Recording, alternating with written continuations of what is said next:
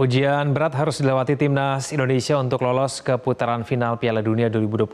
Skuad Garuda mesti bisa melewati hadangan tuan rumah Arab Saudi dan Irak untuk mewujudkan mimpi tampil di Piala Dunia. Kita akan membahasnya bersama dengan manajer timnas Indonesia, Sumarji, dan pengamat sepak bola Binder Singh. Bung Binder, Pak Sumarji, selamat sore. Selamat sore. Baik, dengan Pak Sumarji belum tersambung. Sambil menunggu kehadiran Pak Sumarji, Bung Binder, kita akan membahas hasil dari drawing kualifikasi Piala Dunia 2026 di mana kita akan satu grup bersama dengan Arab Saudi dan Irak. Indonesia masuk di grup B, grup yang sebenarnya tidak asing bagi timnas Garuda dengan calon lawannya itu Arab Saudi dan Irak. Kedua negara telah bertemu di babak kualifikasi Piala Dunia 2026. Sementara di grup A, Qatar, Uni Emirat Arab, dan Oman akan bersaing memperebutkan tiket ke Piala Dunia. Bung Binder, melihat hasil drawing seperti ini, sempat berharap supaya kita tidak satu grup dengan Arab Saudi atau Irak, Bung Binder?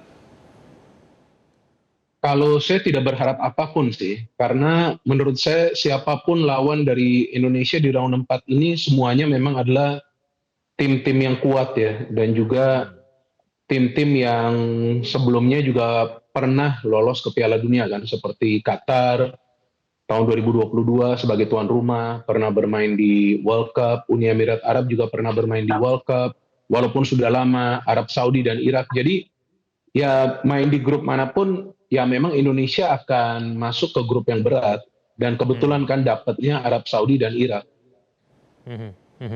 Baik, kalau Pak Sumarji, bagaimana Pak Sumarji? Apakah ini memang drawing yang sebenarnya cukup baik buat Indonesia? Ya, jadi hasil drawing itu kita di grup B tidak ada masalah siapapun lawannya, dan memang ini sudah sesuai dengan prediksi yang dari awal yang sering saya sampaikan. Kemungkinan kita akan ketemu Saudi di di Saudi, dan kalau kita lihat di dua negara ini kan sudah pernah bertemu dengan Indonesia. Ya. Sehingga dengan dua negara ini sudah pernah bertemu, ini satu keuntungan bagi kami. Dan kami sudah berbicara, saya sudah berbicara banyak dengan Patrick, beberapa hal yang menjadi perhatian dan catatan kita berkaitan dengan bagaimana caranya kita untuk bisa mengalahkan lawan-lawan yang pernah kita hadapi. Tentu dengan kondisi itulah kita semua punya keyakinan, insya Allah kita akan bisa lolos di round 4 ini.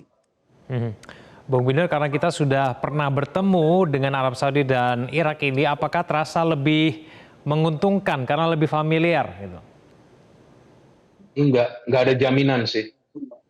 Karena kan setiap tim pasti akan evaluasi ya dari hasil pertandingan mereka ya. Seperti timnas kita kalah dalam 3 pertandingan terakhir lawan Irak, bukan berarti sudah pasti akan kalah lagi, enggak juga. Pasti akan ada evaluasi kan Ya.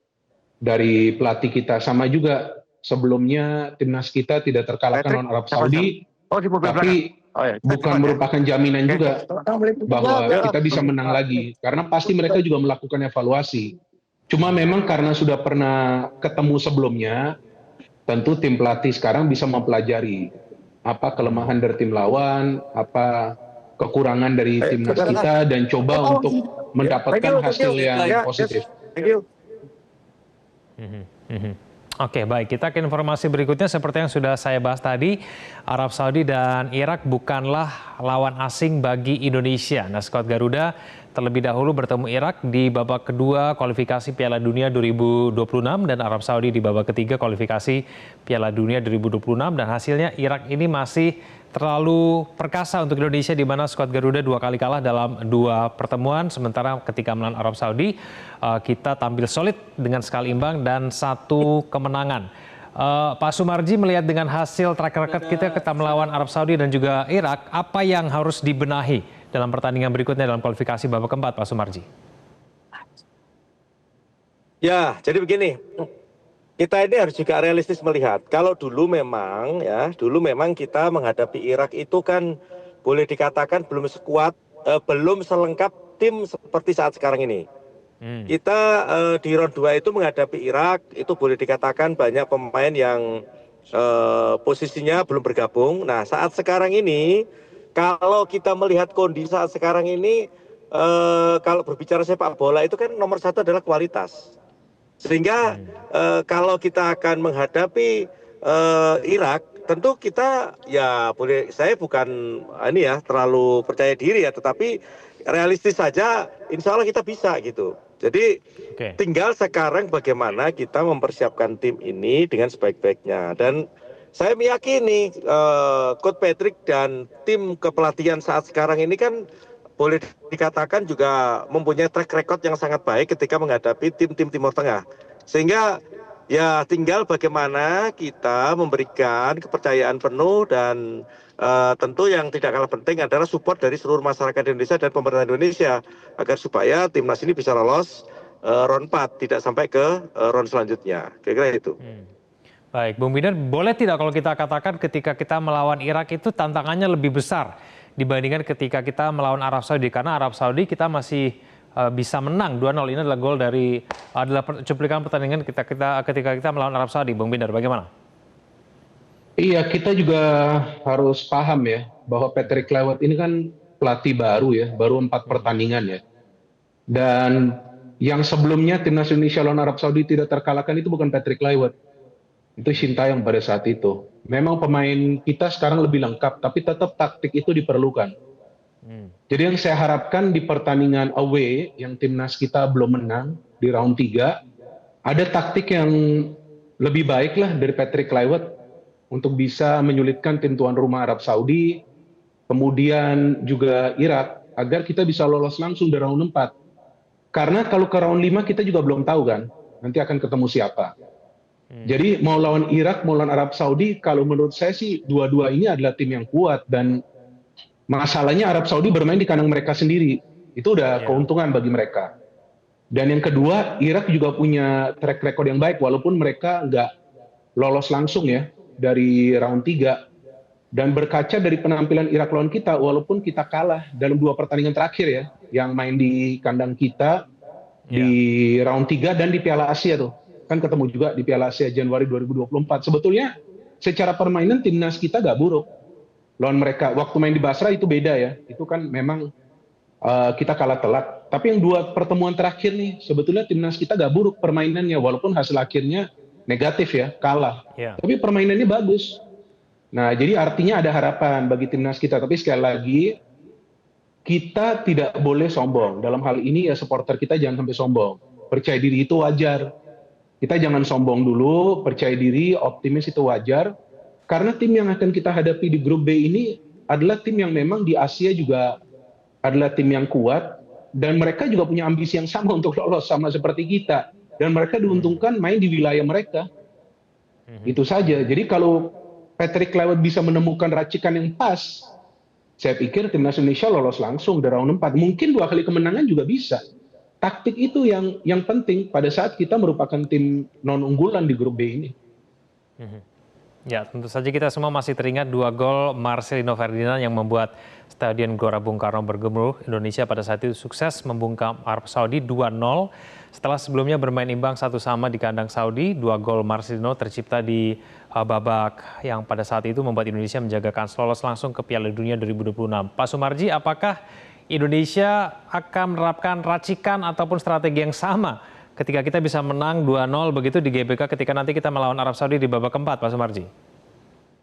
Ya, kemarin lawan Saudi dan lawan Irak itu kan memang belum Patrick Kluivert ya. Kalau ditanya strateginya seperti apa ketika nanti akan melawan Saudi maupun lawan Irak, apakah masih sama seperti dulu? Tentu